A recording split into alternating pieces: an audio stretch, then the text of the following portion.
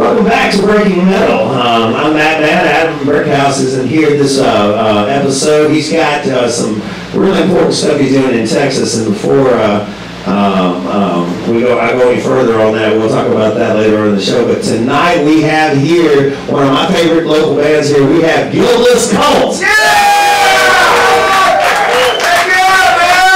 We have Jonathan Abel, he's the drummer, and does some backup vocals. We have Keith McCory, bass player, and then we have the singer and the guitar player, Terry, is here.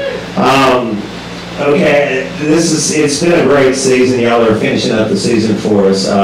It's kind of fitting because this season I got to interview a lot of people that I never met. Bands I had heard, like Look What I Did, but never seen. I've seen, but never met, never spoke to, and got to meet them. Because so many people faded out that I never met. Then there was a few, Piranha, and you guys, Lost Generation, that I already know. So this is going to be an honor for me because I already know you guys. I've seen you guys multiple times. Love your music. What you have to bring to the table is amazing, and we'll get back into that in a minute. But Terry, tell us how Guiltless Cult got started, and tell me about the New York City connection. All right.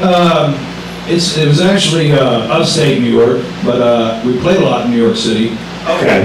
But I'm from here. I don't know the difference. Yeah, it's there's a big difference. New York has this like sprawling country. It's almost like kind of rural. Right. It's like Tennessee, Right. But it started out at almost like in about 2006 at a writer's night. I go to play acoustic and stuff, and there's a multi-instrumentalist there by the name of John Broder.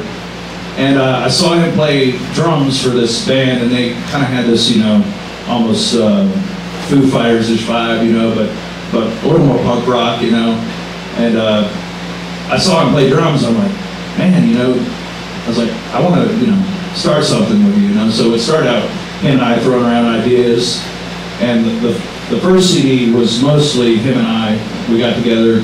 I played most of the bass, had some keys on it, just a little more multi-layered, I didn't really know where I wanted to go with it. And that first album, we did, basically, I pretty much recorded everything myself, and then I had a connection in New York City, very talented mastering engineer. He recorded, Mastodon and Jamiroquai, like all these different bands, and wow. He's a friend of mine from MTSU, so I'd always send my mastering to him, and he'd just take, my little home deals, make them sound super huge,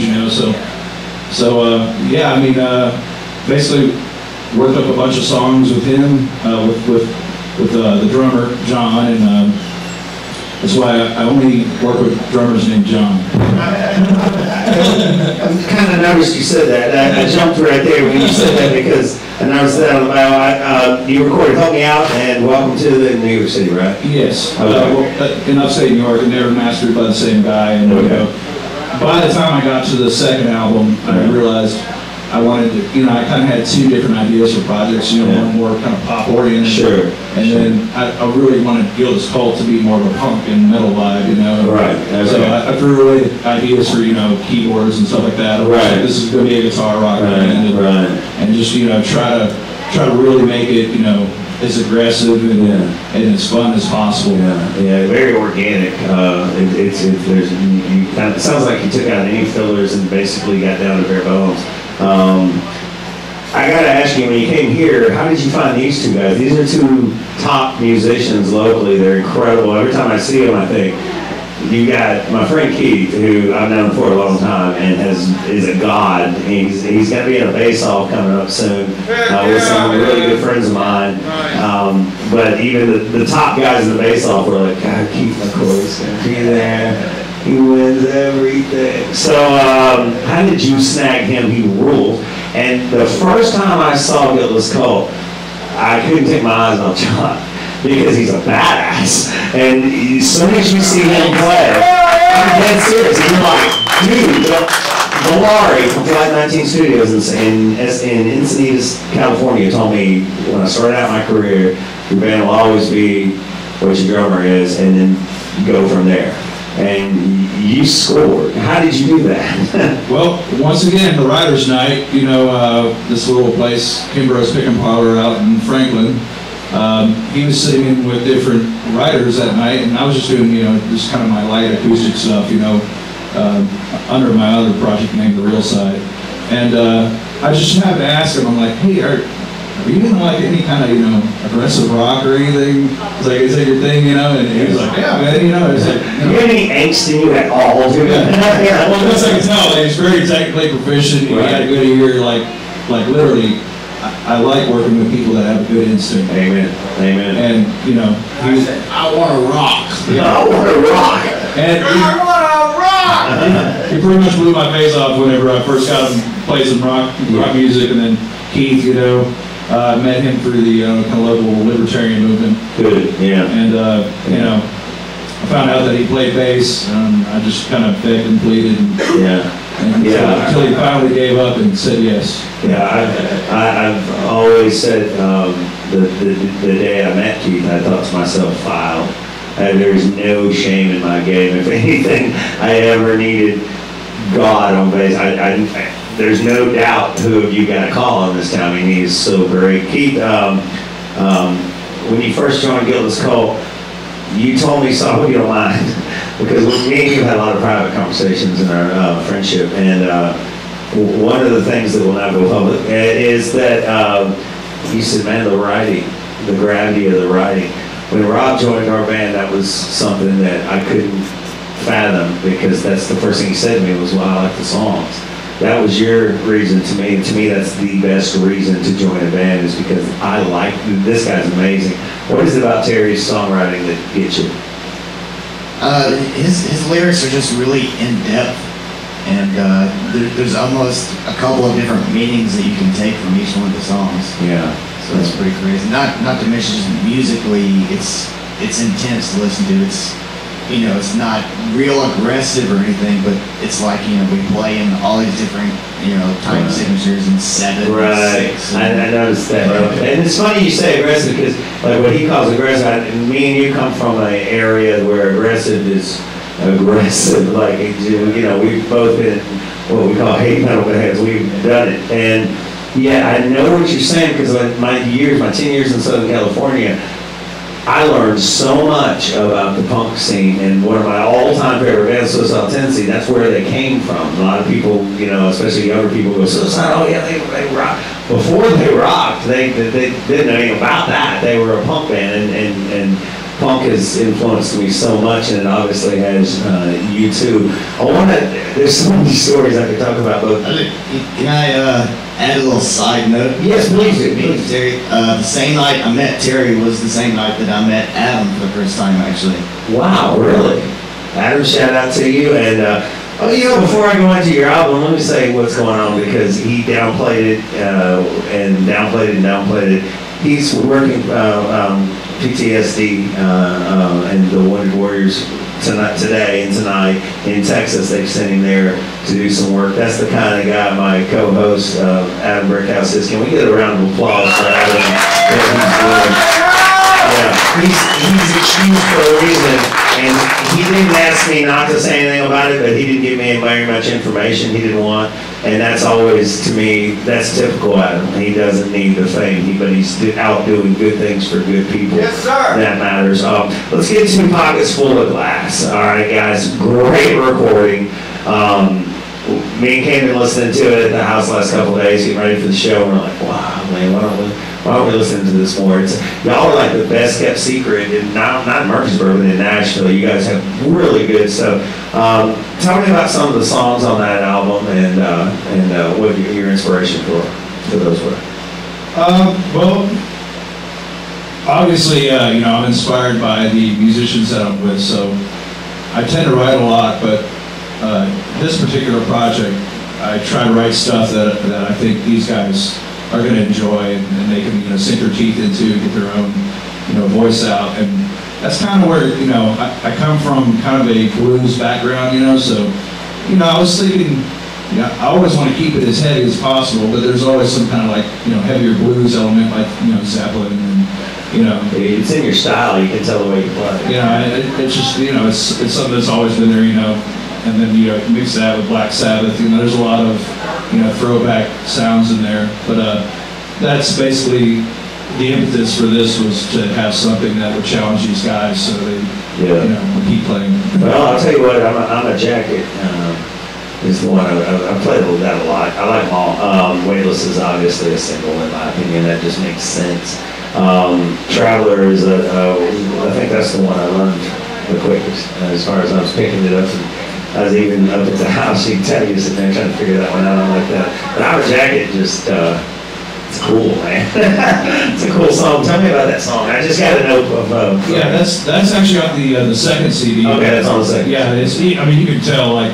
The first recording I did, I try to, I guess, make it a little more hi-fi, and then on the second one, Welcome to the, I try to go for more almost like a lo-fi punk rock. Okay, yeah. And then by the time I got Pockets Full of Glass, I had a lot more ideas. I forgot to warn you, I was going to jump around a lot because there's, with y'all, some bands we get on here, they might have some work, might have stuff to work. You guys have a lot to pick through, which shows you're right. Speaking of a lot to pick through, there's some Guiltless Cult fans out there, but there's a lot of people that have never heard of you. They don't know who you are. They're finding out about you the first time right now on camera. Yes! Tell me about the album for a month, album a month for a year thing. That was the craziest thing I'd ever heard. I thought, how the hell is this guy going to do that? I mean, you've been doing it. It's amazing. Tell them about the project. Yeah, I mean, I was basically, I always write while I'm making an album. I'm working on other stuff, and it just so happened that I started on some just, demos by myself, in January, and I completed it in January, and I was like, I've always wanted to do something, kind of unique, and that's a recording / songwriting exercise is what it was meant to be. And then, basically, I completed the first one, then I started, February, and John and Keith have both contributed in kind of odd ways, like one of the acoustic albums that I did for one of the months, he did basically it was anything but a drum kit. Right. So he did some percussion That was stuff. the only restriction I had was you can't play the drum set. Yeah, exactly. So I took my drum set apart, threw everything on the floor, put some mics up, and just jumped around like crazy on his shit. Right. He sent me the tracks, and it was a lot of fun. Yeah, I bet that was. And then I did a solo album middle of the year, and I commissioned Keith for some saxophone because I knew you're amazing. So I was like, I called Keith to have me some saxophone like it's nothing. You should have called me because I'm great at saxophone. Whatever. You should not hear that. Yeah. But basically, as the months went on, I decided every month I wanted to do a different genre. Different genre? I'm almost the opposite of a purist. It's like the more unfamiliar situations I can throw myself more. That is so bad. I won't lie to you. When Keith told me, I think we were at Andy's place, the Rutledge Badass, and Keith was telling me about it. I will tell you to your face. I looked at it and I said, he's crazy. He can't do that. He's going to wear himself out. And but as a songwriter, and I'm the principal one of our, I know where that place is where it's 2 in the morning and you're like, man, I got an idea. And it doesn't matter if anybody else knows it or cares, you got an idea, and that's the songwriter in you. That's And the key to these albums too, it all has to be written in that month. Okay. So yeah. Tear Down the Shades. Tell me a little about that. This isn't censored or anything? No, you say what the fuck you want. Okay. Yeah. It's a very innocuously dirty song. Right on. See, that's why I wanted to know, because I listened to it and I'm like, I gotta know that. Tear Down the Shades. About the hidden meetings. Yeah. Oh, okay. Yeah. All right. The Shades basically. Not so hidden, yeah. Well, if you listen to it, basically, there's an analogy there where, where I'm saying, let me see the sun, let me feel it all. Basically, the sun is, a woman's vagina, and then the shades are the panties, There you go. Right. He said vagina. That's a classic. Yeah, how about that? Thank you, Dr. Terry. Dr. McClain. That was I awesome. say that on TV. Yeah. Well, I was going to hit on your versatility and your range. You know, Nashville's a melting pot. Everybody knows that. It's Music City for a reason. We have every kind of thing going on. You guys, I think, have taken a bold step by, I don't know what genre you're in. And I think that is one of the coolest things about your band, is that you don't, I can't think of one limitation that Guiltless Cult would have on it. Like, what anyone would expect from your next album would be anything. That's freedom. That's true freedom right there. You guys are not in a box. You don't have to come out with, you know, our new album, rip your face off. You know, you don't have to just do that. You can do anything you want. That's, to me, very admirable. Because as an artist myself, I think that's what we all want to do, and you're doing it. You're really doing it. And that's really cool. I want to ask you about. I want to ask Jonathan about how you got started and playing drums and you know, kind of where your musical journey is taking you. Yeah, right on. Well, I played drums since I was like 8 years old, and I grew up in New York City, and then moved all around. I ended up going to college. I went to Berkeley College of Music for drums. Wow. And I just loved it. And I would leave the drums and go to other instruments. I'd play a little piano, a little guitar, you know. Always go back to the drums. Drums are so immediate for me, you know. Yeah. You get something out of it right away. Yeah. You know, one thing I really love about playing in this band, and I love playing a trio scenario. Right. I played in a lot of different situations, but the trio, there's something about playing in a trio, you know. I know sometimes Terry wishes there was another guy to play those riffs. Yeah. He has to sing those parts, Yeah. but he pulls it off, you know. Yeah, he does pull it And off. that's, you know, I love that. And so I was always going back to the drums and just always trying to find new ways to play it. Right. And it's just it's so much fun for me, and I'm never gonna stop. I think you're an amazing drummer. It's funny you said that. It's the only type of band I've never been in as a trio because I'm so terrible at instruments that when I played guitar for 27 years and I pick it up at the band, you know, at the session room, and it was like, whoa, no. Microphone, do your job, go home. It's real simple, dude. This is not hard. Same thing with you, Keith. Will you let the fans know your background and how you became such a badass on the bass? Because that's what you are, and it's just, you know, when I get to hang out with you, I always think to myself, I'm hanging out with one of the best bass players in Nashville. That's an honor for musicians. So how did you get to be that good? Well, I actually started as a bander in middle school and high school. That's our son. You roll. Our son's doing that. That's cool. He loves it. Yeah, I was a saxophone player, and I actually took some time off from saxophone to play tuba and some other things. So thought I'd throw that. That's what Brian plays. Our son plays too. Nice. And doing the state comp too. He loves it. And he's a metal guitar player. But I had home. He plays tritium. And up on the field, he's rocking the Beethoven. Doesn't give a damn, you know. Like that's so awesome. And I actually went to college to study music too, and went to Western Carolina University. Shout out. Right on. There's a shout out. Yeah. But I was going to school there studying classical saxophone, playing a little jazz and stuff on the side. One of my fellow saxophone players also played guitar, and he was starting a band. Well, my favorite saxophone to play was the baritone saxophone because they covered all the bass parts and all that stuff. So I was no stranger to bass lines. And this guy heard me improvising just like some funky bass stuff on the saxophone. He's like, hey, I'm putting together a band. You ever thought about playing bass? Right. I was like, that might be fun. Right. I ended up staying with that band for like 4.5 years until I moved to Tennessee. So that's crazy. That I guess I'll play that now. You three have something, well, a lot in common. You're all trained. You're all amazing. I don't know how to ask Terry if he's trained, but obviously you two are. What? He actually practices. Well, then Terry's in my corner. Because I'll be honest with you, my biggest fear is one day my band's going to wake up and go, what do we need this guy for? So I practice a lot because I keep thinking, you know, I'm kind of like, I surround myself with complete badasses, and it helps a lot. because you kind of, you can go, they got this, you know, and you've done that. Before I ask you to give the contact information and we go to break, I do want to mention something about your band. You guys have come from your own place and you've done it your own way, and that's a very hard thing to grow momentum. And you guys have sustained that, and my hat's off to you and everyone watching this video. I challenge you to go find Guiltless Cult on the internet, listen to them.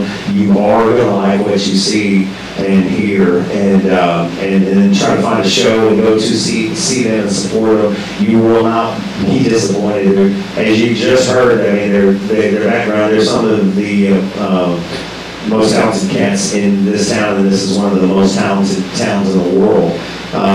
Terry, will you give the people the contact information, the different websites, social media? How can they get a hold of Guiltless Cult, find out more about your band? Probably the best way, and to also get a freebie out of it, if you mention this show, if you go to www.guiltlesscult.com, hit the contact, email form there. If you mention this show, I'll send you a free download code for any of the 3 Guiltless Cult albums you want. To send you a free online download. So that's usually the best way to find us, and then everything is linked up there, all our Facebook, Reverb Nation. Okay, so they can find all that stuff off that. All right, great. Well, guys, we'll be right back, and we'll be coming back with our normal segment, 4 bullets for your bio. So we'll see you here in a second on Breaking Metal.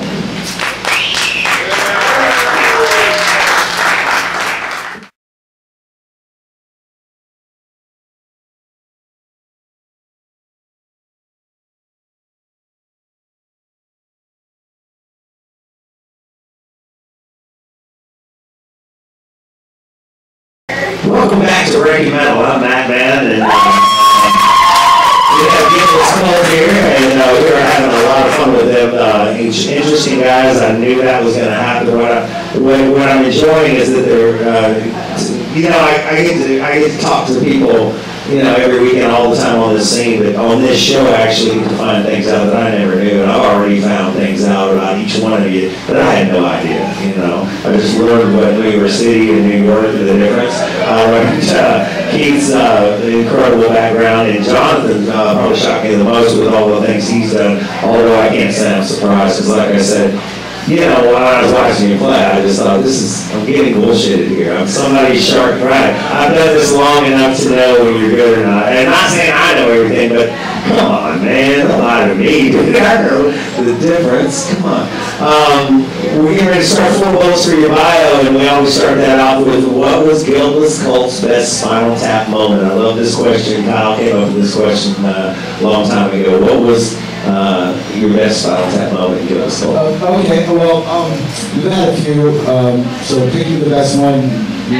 Well, okay, we'll talk about the Green Room incident at, we did the Liberty Fest a couple years ago, great event for Liberty, and we had 7 guys on Music Works, and it was a great, green room, typical green room, had lots of food spread out, and so here we are in the back, looking at this food in typical Spinal Tap fashion. What the hell is it? Is that a meat? Is that a cheese? What is that? Is that a bread? I don't know. Of course, we lost it, but I'm a professional. Right. I love it. Always. And so I don't know if we're going to eat this food. Of course, I guess we risked it. We drank a lot, and so you were afraid. I don't know what to say. Room temperature below. I'm not sure, but I think this is the word. I think some stuff that was, I don't know if it was sushi or not. Yeah, now that does, but it's almost fish. That's a problem. Because it could be chicken that's been there way too long. You eat it first. There was also, an incident with one of the speakers, went by, nice enough guy, went by the Minister of Truth. Sure. Well, let's say he wasn't a fan of a lot of the the backstage incense going on, you know. Oh. A lot of you know, odorous things Yes. flying around. Yes. And then that's going on, like children start walking in, like, all right, You're like, oh no. all right, we have to do something here, you know. Right. You know, this Bring out the blade. this green room is becoming the red room, which is Right. both passion and danger. Us at Mindset Defect did that to the exhibit. We were back there just enjoying our backstage time, and they lost their mind. Oh my God, this is not gonna work. And we're like, what are you gonna do with your entertainment tonight? They're all here, you know. Big shout out to Bobo, by the way, for all your support on the scene. Love you, Bobo. Next question, and this is for each one of you. I want you each, I'll start with you, Jonathan, but I want everybody to tell me. When you were young, you said you started at 8 or 6, 8? I was like 8 years old. Okay, well, what was your influences? You not only did that be then, but what were your influences that really kind of kicked you into gear on drumming, you know? I love this question because it's next to impossible to answer. Absolutely, yeah, it's a setup. Yeah, it is a setup, yeah. But I was very fortunate in that my dad was a huge music fan, and he was an actor. Actually, my parents met in the theater, so very creative, you know, artistic type people, and he loved music, but he couldn't play. He can sing, but he couldn't play. And so he had a huge record collection. He had about 10,000 LPs in the house. And so I was hugely fortunate to listen to everything from Jimi Hendrix to Miles Davis to Led Zeppelin. Wow. You know, and so all of that influenced me. And as a drummer, I have to say, you know, the classic rock that everybody knows and loves is what got me to play. Sure. And then that got me into jazz. And, you know, after I listened to like Mitch Mitchell playing with, you know, with Jimi Hendrix, right. Oh, where's that coming from? Oh, well, then you're going to go listen to Buddy Rich. Right. Listen to, you know, and so early, you know, jazz fusion, and I got into all of the prog rock. That, right. You know, I mean, after I started listening to Sabbath and right. Yes and ELP, and, you know, so the list goes on and on. Wow, that's awesome. And Terry, what's yours? I'm kind of looking forward to this because I was telling Kane, I'd like to take you to Orlando. I go to Orlando every now and then. They have a place called Revolution Club, and they have this avant-garde band, which is anybody that if you got an instrument, you get on stage with whoever else is up there, and they just start playing stuff, and it is absolutely one of the coolest things. And there's something in my little head that says Terry would love this. If me went in there and just started doing something, it's so cool. But anyway, back to the influences. What influenced you, buddy? Well, guitar-wise, it's kind of hard because, you know, just literally like learning to play around this area. I mean, this is Guitar City, you know, there's so many amazing guitar players. And at first there's, you know, this kind of apprehension, and then you're intimidated, and then finally you're inspired, you know. And just getting to that point, you know, I started out on keys. You know, that was like kind of the first instrument I ever picked up. My dad listened to, you know, everything from Queen to George Jones, you know. Yeah, that was kind of that right there. And you know, they, you know, let me buy Kiss records. Yeah, me too, And first concert. Yeah, that's awesome, dude. That's awesome. And then after keys, I started playing guitar, and then I realized I wasn't good enough at guitar yet to get a band, so I bought a drum kit. My first gig was actually as a drummer. Yeah, I thought that would be easier. And then, you know, learn guitars and drums, and then you can play some bass, and I just started, literally, most of my influences were the musicians around me. Right. I've gotten to play with so many amazing musicians. Yes. And when you're thrown into the fire like that, you know, it gets you, but I listen to everything, you know, from ABBA to Zappa. Right. That was, other than singing lessons, that was kind of how I got where I needed to go, was that I made sure I auditioned and tried to get into the best bands so that I could always try to come up to their level. You know what I mean? That's how I dealt with my insecurities, was I was like, okay, all four of these guys are badass, so I'm only here for a limited time unless I can do this. So that's how I got up to what I, you know, trying to get up to snuff, was only, you know, that was like the way, since I had no self-discipline, that was the way to make myself have self-discipline, to surround myself with that. Keith, give me your influences. I've never asked you this question, so this will be interesting. Well, since I started out saxophone player, I didn't really pay that much attention to bass. Like, I knew who Flea was. Right. I knew who Les Claypool was. Yeah. I knew who James Jamerson was, even though I didn't know him by name at the time. Right. Steve Hamrick, any of that, or really? Billy Sheehan? Yeah. A little bit. But I never really started paying attention to bass players really until I moved to Tennessee. This guy, a friend of mine, Jeremy Mounts, who's actually not with us anymore. He said one day, he said, "Hey, you want to cover some Mudvayne? Like the bass parts are kind of hard." I'm like, "Okay, I'll check it out." Yeah. So I started actually listening to bass parts. It's like, oh, I can actually do this. Wow, that's cool. Yeah. So, I started listening back to what Flea was doing and what Claypool was doing. I was like, whoa. Yeah. This is like 5 years after I started playing bass. That's so rare, though. The fact that you went, I can do this, because I listen to it and go, I can't do that. And I've got a bass at the house, and it's in a beautiful case. I see my kid laying up one day, it's like, yeah. Whoa, I understand that. What's going on? Yeah, that's classic, man. Favorite show Guiltless Cult has ever done for any of you? This is my question. What was your favorite show? What was the one where you went, yeah, that was fun? It's probably Marathon Music Works for me.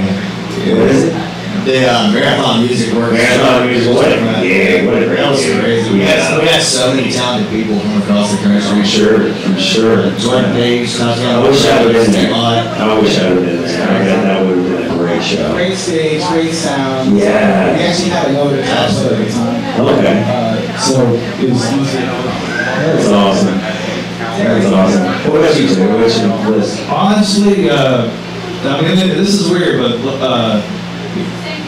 we've done a lot of great shows, but for some reason last Saturday we played this, it's kind of, it's almost like a little hole-in-the-wall punk club, but it's got such character. And, and the girl, Christina Longsworth, who puts the shows on, she's really passionate about music, and trying to ignite like something in Murfreesboro, and that's, it's not that, I mean, I love Nashville, but I learned to play. My first gig ever was at the Borough. Yeah. So I've always had this kind of affinity to the Murfreesboro music scene. Hometown. Yeah. And she's really trying to, put something together and get good bands in there. We just gave in this room, and it's like small PA, on cinder blocks. But it's got such character.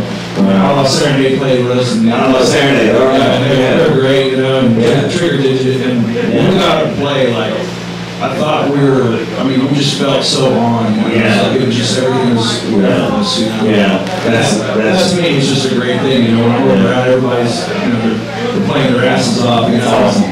That's awesome. That's one of those like real personal clubs where the audience is almost right in your face. They're standing on the monitors. Yeah. There's no stage. You're standing. It's always thousands right there. Yeah, dude. I'm telling you, man. We played a bunch of big shows in California, and then we did this birthday party in a backyard in the mud and everything.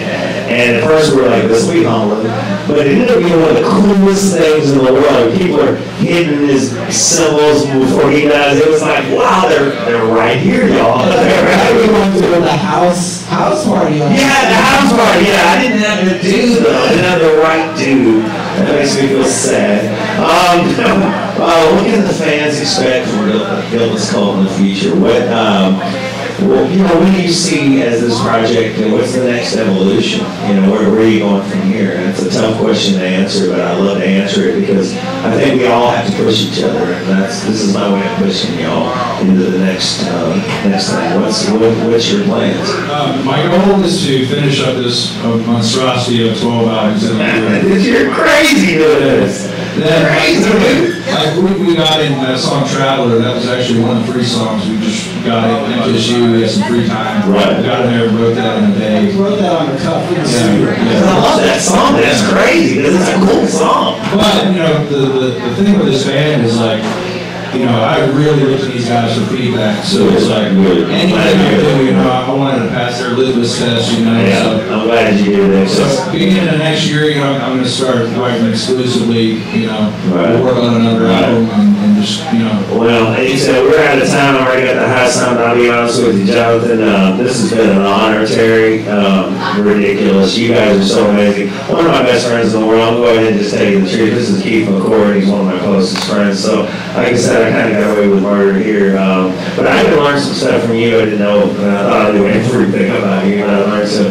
Terry, Jonathan, you guys are, you deserve everything you're going to get. And I believe you're going to get it because I think the more your name gets out there, the more people realize that you're there in this huge layer of music in Nashville. It'll be good for Guiltless Cult.